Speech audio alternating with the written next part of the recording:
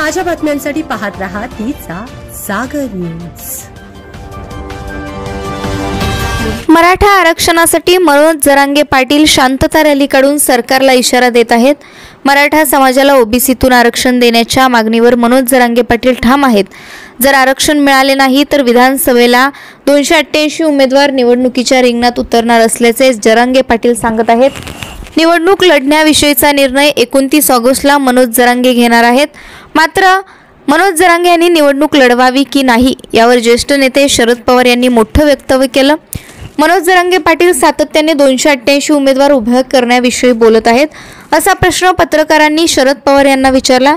त्यावर पवार म्हणाले, लोकशाहीमध्ये प्रत्येकाला अधिकार आहे निर्णय घेण्याचा, लोक उभे करण्याचा, उभे करतील त्यांना पाठिंबा देण्याचा, विरोध करण्याचा, त्यात काही चुकीचे आहे। माझाही पक्ष निवडणूक काही जागा लढवणार आहे। मराठा आरक्षणावर तोडगा काय? मराठा आरक्षणासंदर्भात मुख्यमंत्री एकनाथ शिंदे यांनी सर्वपक्षीय बैठक बोलावली। आमची भूमिका ही सहकार्याची राहील।